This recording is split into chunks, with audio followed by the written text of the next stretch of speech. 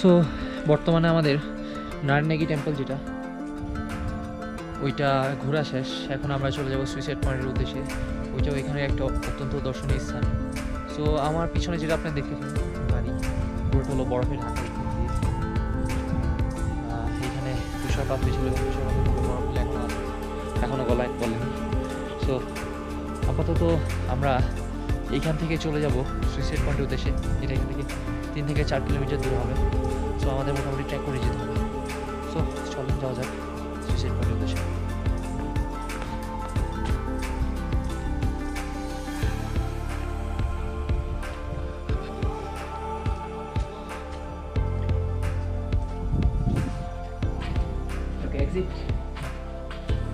তো আমরা এখন নারায়ণগি টেম্পল থেকে বেরোয় যাচ্ছি।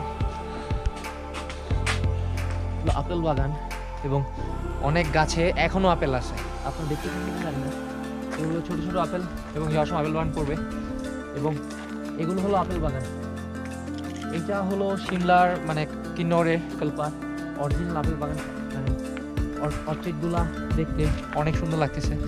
সো আমরা মনে হয় এখন যতটুকু হাঁটবো 1-2 কিলোমিটারের ভিতরে সব আপেল বাগানগুলো ঢোকার গেট, বাট আটকানো।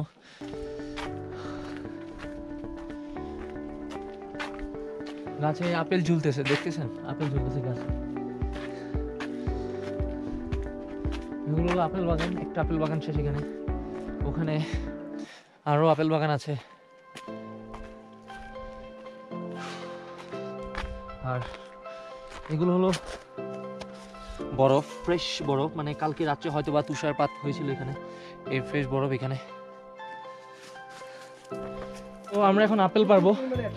এখানে একটা আপেল পাওয়া গেছে এবং আমরা গাছ থেকে পারবো। গাছের উপর আপেল ঝুলতেছে কিন্তু লাঠির জন্য আমরা পারতে পারতেছি না। সো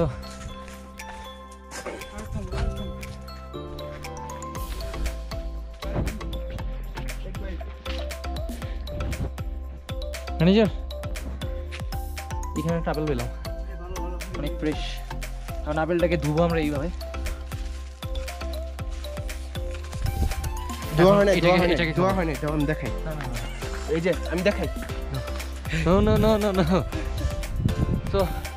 একটা ফ্রেশ আপেল ঘন্টা 2 বা 3 আগে পড়ছে। কত বড় আপেল গাছের মধ্যে, ওইটা আপেল গাছের মধ্যে ঝুলতেছে। তো ওইখানে আপেল গাছে দেখতেছি আর আপেল ঝুলতেছে। আমরা চেষ্টা করবো ওইখানে যাওয়ার। আর একটা জিনিস আপনাদের দেখাবো, আপেল গাছ কতগুলো আপেল আছে একটা গাছে। এই ভিডিওতে আপনাদের আমরা আপেল দেখাবো, অরিজিনাল আপেল এইখানকার। মানে এটা হলো, আমরা তো মোটামুটি আপেল পাইনি, টুকটাক কিছু আপেল পেয়েছি এখান থেকে। কিন্তু এই গাছটায় দেখেন আপেল, অ্যাকচুয়ালি আপেল গাছে যদি আপেল হয় কী পরিমাণ আপেল হয়, এই গাছটা হলো এটার উদাহরণ। ওকে, সো সুইসাইড পয়েন্টে যাওয়ার মাঝখানে আমাদের এই জায়গাটা চোখে পড়ছে অ্যাপেল। দেখেন কী পরিমাণ আপেল একটা গাছে আছে।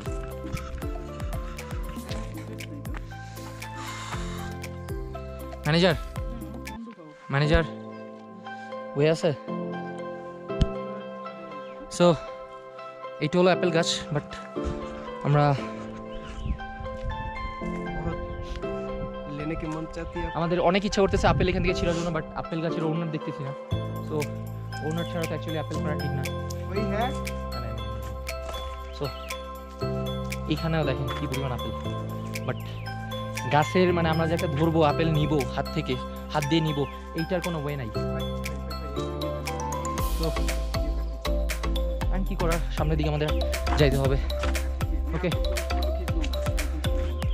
চলেন, এখন হাঁটতেছি মোটামুটি ঘটাখানেকের উপরে হাঁটা শেষ। আর ডান দিকে দেখেন এগুলো হলো পাইন গাছের শাড়ি, পুরোটা বরফে ভরা।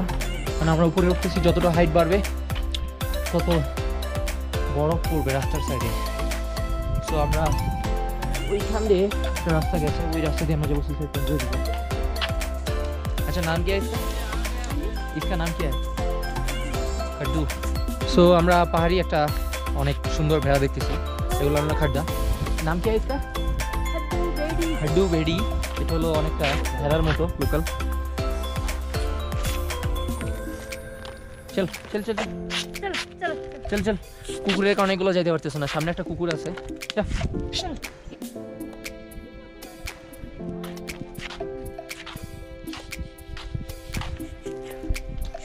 সো কুকুরের সাথে আসতেছিল, আমরা একটু আগে দিতেছি। আমি যাও, ওকে। সো আমরা মানে আমাদের সাথে যে কুকুরগুলো আসতেছিল, কুকুরগুলোর কারণে এগুলা ভয় পেয়েছিল, মানে ভয় পাইতেছিল যে কুকুর হয়তো তাদের আক্রমণ করবে।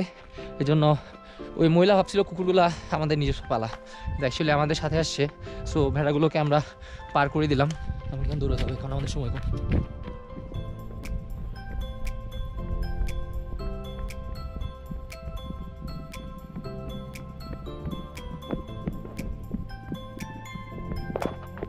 হ্যাঁ কিচ্ছু হবে না, হয় না, আর না ভাল্লুক নেই, ভাল্লুক থাকলে আসবে না। এই গাড়িটার তাও স্পিড কম ছিল, এই যে গাড়িটা যে আসলো না। আমাদের হাঁটা এখনো কন্টিনিউ আছে, আমরা এখনো পৌঁছে নেই। সো হিমালয়ের রাস্তাগুলা কল্পনার বাইরে। আমরা ইউটিউবে দেখি বা বিভিন্ন ছবিতে দেখি হয়তো বা কেমন, এর চেয়ে বেশি ডেঞ্জারাস যদি আপনি এখান দিয়ে যান। দেখেন অবস্থা, ওই গ্রামে আমরা যাব। আর লোকটা এখান দিয়ে যাচ্ছে, আমাদের এখান দিয়ে গিয়ে ওই যে ওটা দেখতে পারতেছেন, ওইটা একটা রাস্তা, ওই রাস্তাটা হয়ে আমরা উপরে যাব। ওকে, আমরা এখন আছি সুইসাইড পয়েন্টে, যে জায়গাটায় আমাদের আসার কথা ছিল। জায়গাটা দেখেন, আমাদের পিছনের ওই জায়গাটা হলো সুইসাইড পয়েন্ট। সো আমরা ওইখানে যেতেছি।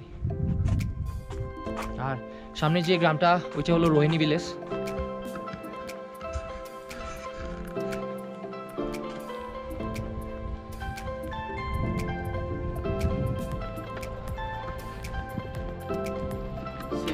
হ্যাঁ,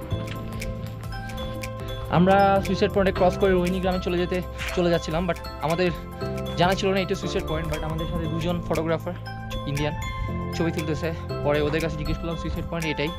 সো এইটাই হলো বিখ্যাত সুইসাইড পয়েন্ট। আর আমরা যখন এখানে আসি, সুইসাইড পয়েন্টটা আমাদের টপ লিস্টে ছিল ঘোরার জন্য। আর তখন আমরা ম্যানেজারকে জিজ্ঞেস করি অ্যাকচুয়ালি সুইসাইড পয়েন্টটা কেন সুইসাইড নাম হলো। আর সুইসাইড পয়েন্টটার নাম অ্যাকচুয়ালি কেউ সুইসাইড করে এই জন্য না,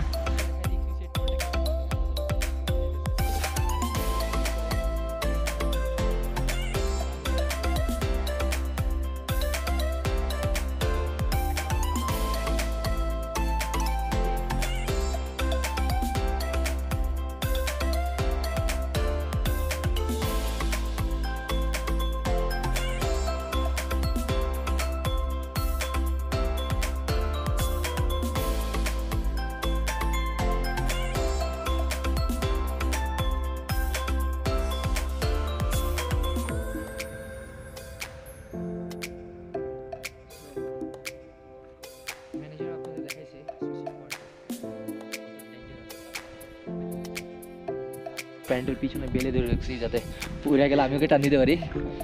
তো অসাধারণ একটা জায়গা এটা। ওকে ম্যানেজার, সো পিছনে পাহাড়, আর পিছনেও পাহাড় কিন্তু, বাট সুইসাইড করার জন্য বেস্ট জায়গা। এই জন্যই হয়তো বা মানুষের নাম রাখছে সুইসাইড পয়েন্ট। সো আমাদের মোটামুটি আমাদের সাথে কুকুরগুলো ছিল, আমাদের সাথে অনেকক্ষণ আসছে যাত্রাপথে। আরেকটা আসতেছে।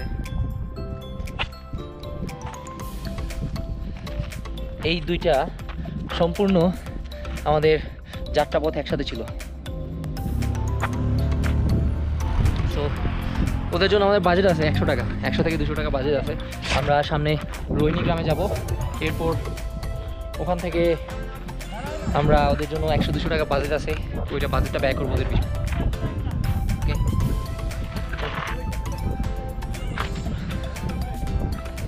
इधर में रखिए।